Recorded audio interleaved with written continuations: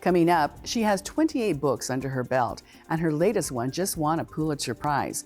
We'll chat with Louise Erdrich about her book, The Night Watchman. Plus, we hear about an innovative and indigenous way one tribe is caring for its elders. I'm Patty Thalohungva. Join us for those interviews, plus headlines from Indian Country today.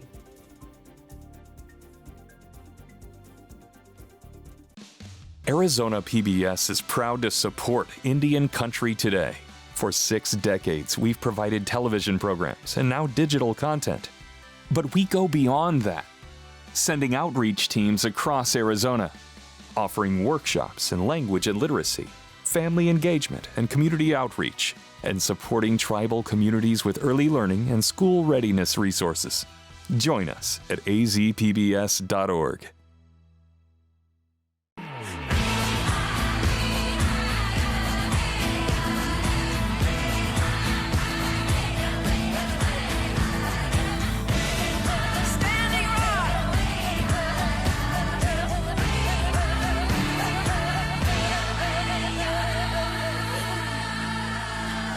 This is Indian Country Today. Esquili, yes, thank you for joining us. I'm Patty Thalohungva. President Joe Biden is trying to get his domestic policy bill squared away, and now tribes are hearing about a major cut being proposed. Sources tell ICT that programs which serve Indian country will be slashed by 75% in the latest reconciliation package.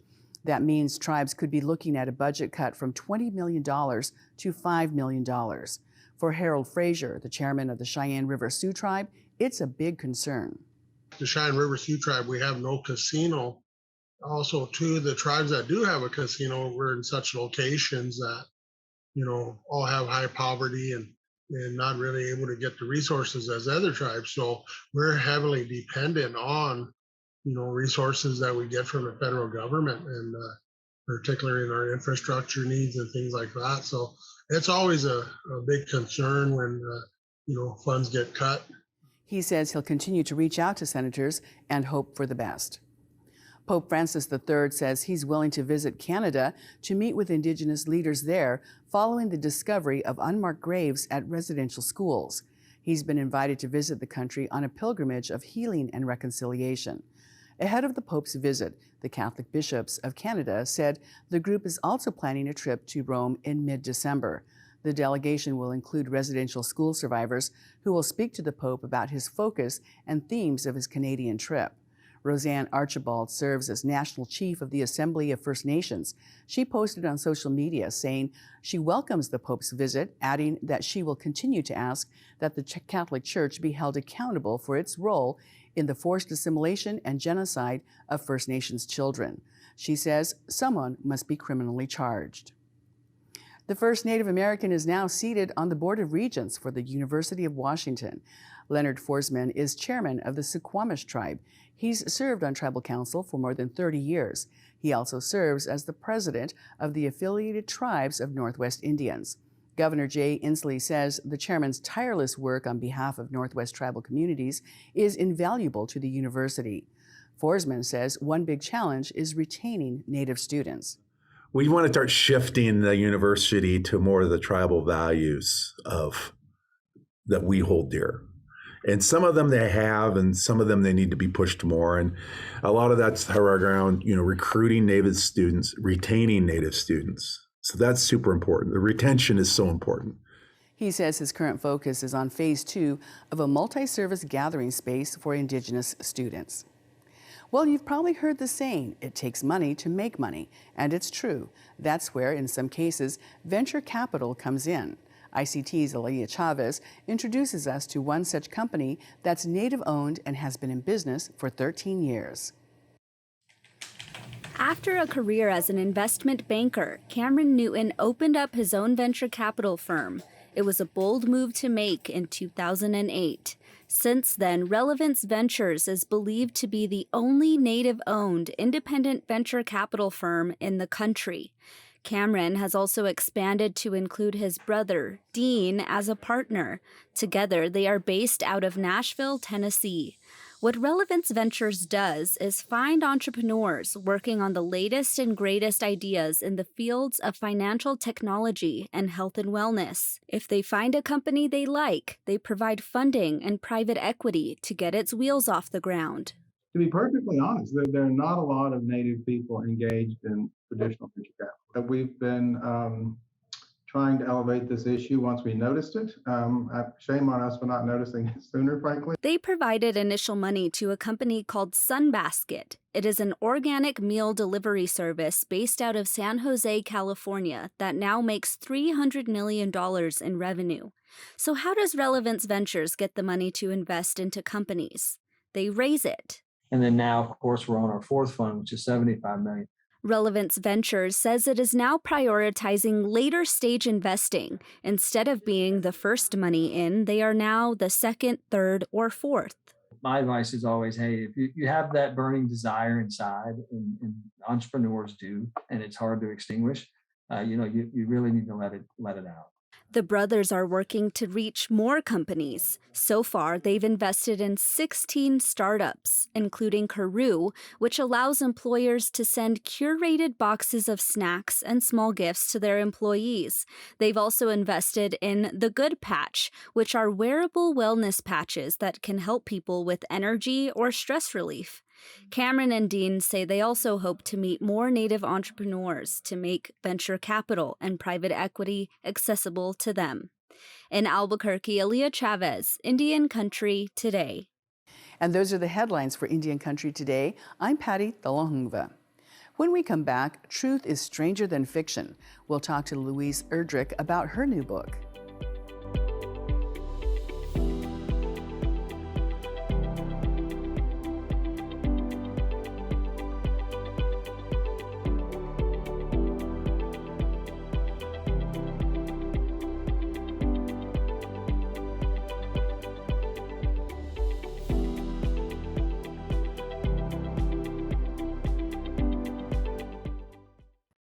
Words mean everything, and chosen carefully, they can mean anything but the truth.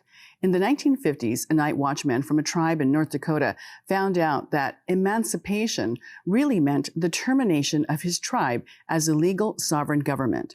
Louise Erdrich won the Pulitzer Prize for the words that recorded her grandfather's deeds in her book, The Night Watchman.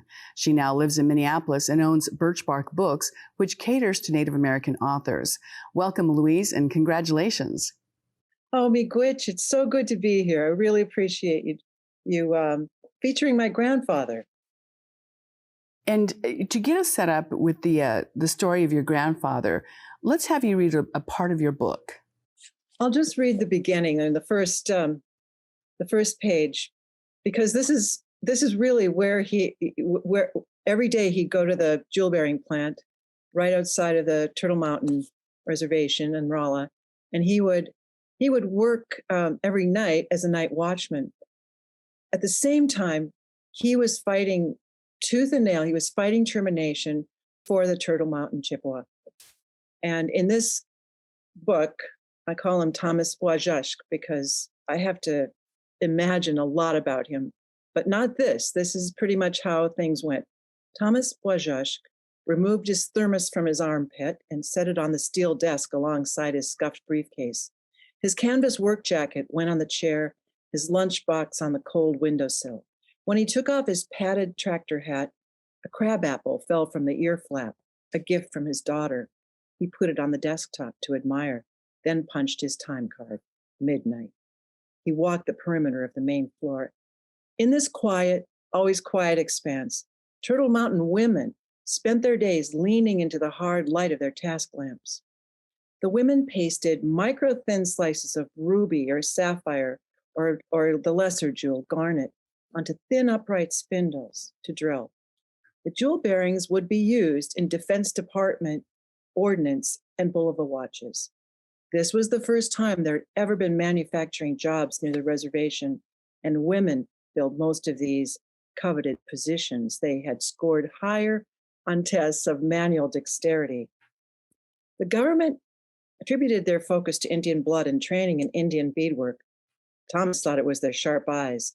The women of his tribe could spear you with a glance. Thomas was named for the muskrat, Wajashk, the lowly, hardworking, water-loving rodent. Muskrats were everywhere on the slough-dotted reservation. Their small, supple forms slipped busily through water at dusk, continually perfecting their burrows and eating, how they loved to eat, practically anything growing or moving in a slough. Although the Wajashka were numerous and ordinary, they were also crucial. In the beginning, after the Great Flood, it was a muskrat who had managed to remake the earth. In this way, as it turned out, Thomas was perfectly named. That's beautiful. And again, really sets up who your grandfather was. And as I was looking through your book and understanding the story, this, the phrase, truth is stranger than fiction came to mind.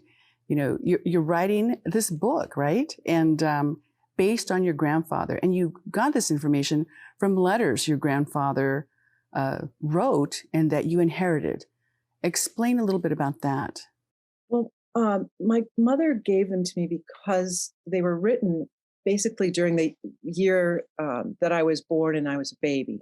All right. So all these letters were written then. It also was the year that the Turtle Mountain Chippewa received notice that they were on the list of the first 5 tribal nations to be slated for termination.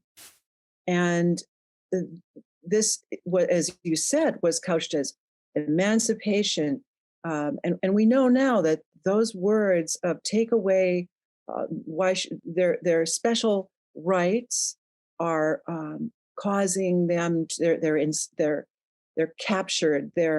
It's like a prison for them. They cannot sell their land. They cannot take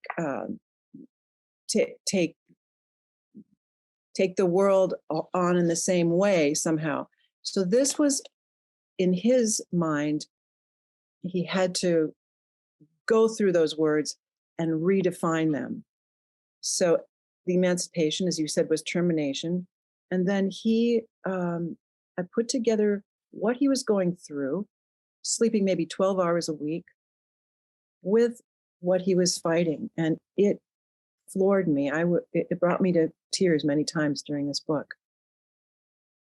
And then the idea of him going from being the Night Watchman to being the tribal leader in this process. So again, congratulations on winning the Pulitzer for this book here. Love Medicine was your first novel, and you've published 28 books, quite prolific in your career here. And they all seem to tackle hard issues facing Native people, some with mystery and always with, a sense of humor. Indian humor is, I think, so important, right? To include that. Are they all based on real people or maybe family members like the characters in Night Watchman? No, this is the first time I've ever tried it. And it was really difficult because you somehow don't want to intrude too far into and imagine yourself into a person's consciousness. However, I had these letters, and I had his. They succeeded. He made a lot of friends. It was very funny. They succeeded. I want to say this really. It was really important. They succeeded in fighting off termination, and I think at the time it was the first time it happened. And it helped a lot of other nations realize that if they organized, they could. So I'm going to read this last thing because this is something that it just struck me so hard. If you should ever doubt that a series of dry words in a government document can shatter spirits and demolish lives, let this book erase that doubt. Conversely, if you should ever be of the conviction that we are powerless to change those dry words, let this book give you heart. In your whole career of writing books, would you say this one has the most impact? I have no idea. A lot of my time is really spent working with the bookstore, and I tell you, these past years have been fantastic. I can't believe it. We have a flood of new writers, exciting writers, and people who've been coming up in their writing. And it's been honestly in terms of the difficulties and the problems and the sorrows we've been through, this has been something that has lifted us all up. The sheer number, and the intensely interesting quality of these books, wonderful. And so many writers, not just novels, but also writers for TV series like Reservation Dogs. So many people coming to the forefront and sharing their stories, life from the reservations, life from that Native American perspective. And so, for you, looking out and reaching that non-Native audience, what kind of impact do you think you're having on non-Natives who may be learning about termination, for example, for the first time? I hope there's an impact, but I think we're seeing Angeline Foley, Billy Ray Belcourt, Natalie Diaz. Also, I was so proud to share this Pulitzer with this wonderful writer, this fantastic poet, and post-colonial love poem. I can't help but feel that this really has an impact. However, I have to say my books are for other Native people, and that's where I derive the greatest satisfaction in writing. And who instilled the love of reading in you? Because that's where you start wanting to write. You're reading others. So who did that for you? Oh, my parents, my father, German American Ralph Erdrich, my mother Rita Gorno Erdrich. They taught me. They taught me to read. My mother made my first book. She sewed it out of strips of paper. It brought me to the library. I had a very literary beginning. And that led to this lifetime of enjoying books and writing. How have you changed through the years as a writer? Well, I don't think I could have written this particular book when I was younger. I didn't have the patience. In fact, when I was first trying to write prose, I had a long scarf and I would tie myself to a chair because I could not, I could not sit still. And now that I'm 67 now, I sit still more than I want to, but I have patience now. And as we grow older, just for those of you who are, well, everybody's growing older. So to say, the thing about getting older is that your mind really makes connections between all of these disparate ideas you've had all your life, and you begin to see, as with this particular book, the connections between the words and ideas you strung along all your life. I like that idea of having so much energy when you're younger, but mellowing out with time, and that brings patience. In your bookstore that you operate in Minneapolis, that one has an opportunity again to reach a lot of non-Native people. What are readers coming in and asking for? Well, good that you asked this question. I'm going to sort of flash some books across the screen here. This is Billy Ray Belcourt, Brief History of My Body and Indian Coping Mechanisms. This is New Poets of Native Nations. If you want, it's an anthology. If you want to see who the new coming up poets are. Marcy Rendon, Murder on the Red River. And fantastic book. I don't have Devin Mehisua's book, which is called The Hatak Wishes. That book will both creep you out and keep you up at night. It's fantastic. Empire of the Wild, Cherie Demoulin.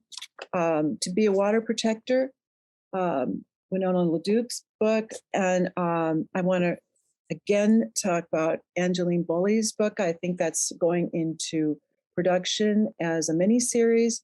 There's Layli Long Soldier, her book Whereas, unbelievably moving and important. And of course, there's There, which a lot of people have read. And I know that Tommy Orange is working hard on his new works. And before we let you go, tell us what you're working on. What's your next book? Oh, my next book is, I don't even have a copy of my book, but it's called The Sentence, and it's set here at the bookstore. Well, it's not, I never name it, but it's a native bookstore. So I guess you could say that it's pretty recognizable. But it's about a haunted bookstore. It's haunted by a ghost, by the most annoying yet so an annoying customer who also is a great reader. All right. Well, we'll look forward to reading that one as well. Again, Louise Erdrich, thank you so much for joining us today. Congratulations on your Pulitzer. Terrific to talk. Thank you so much. And we'll be right back.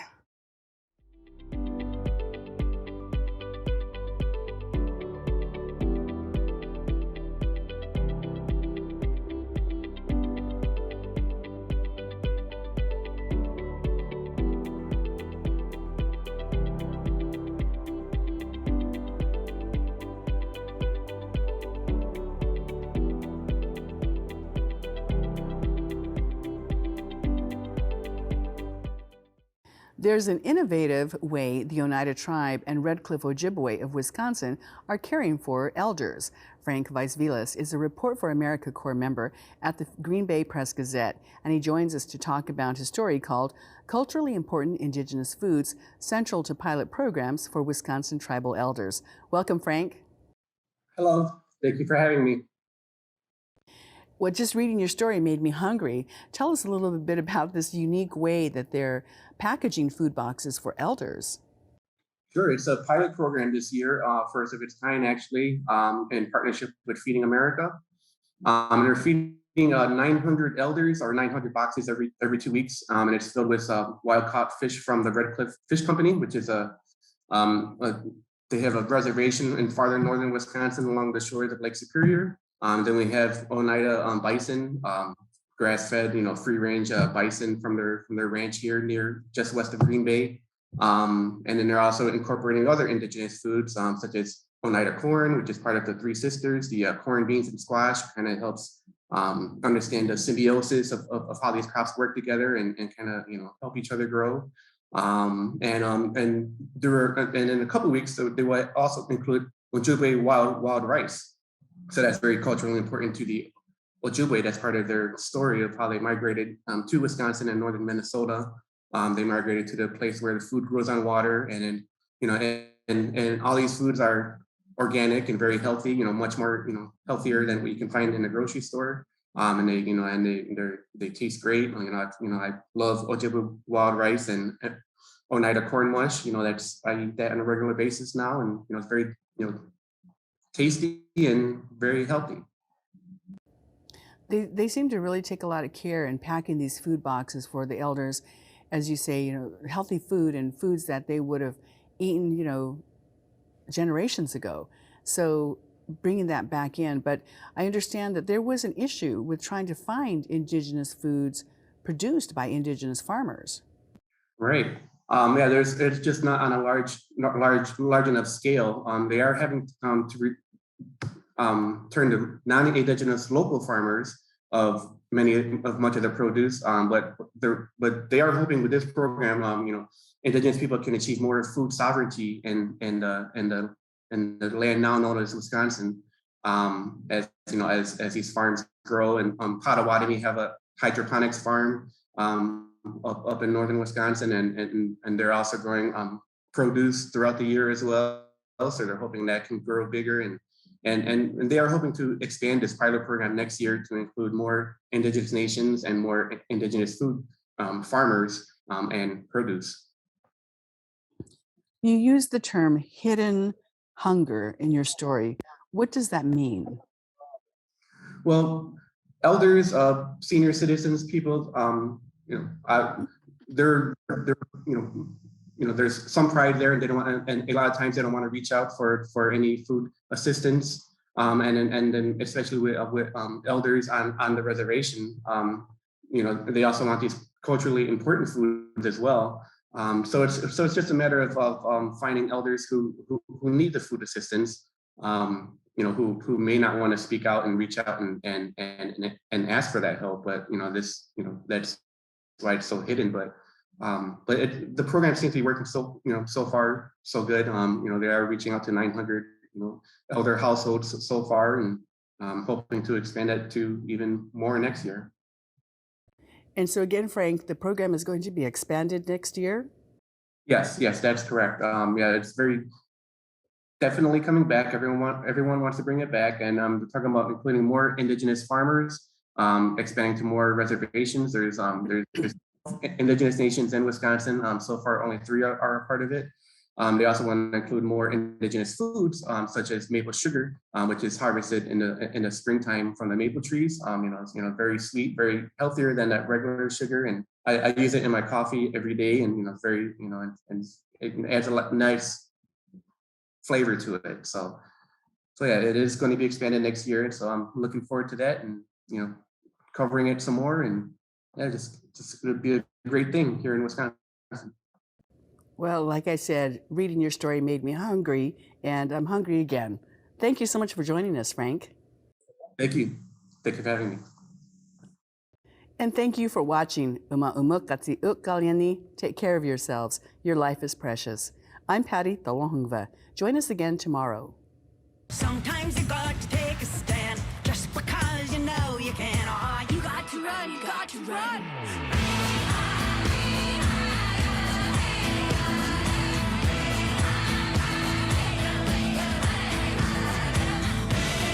Standing Rock.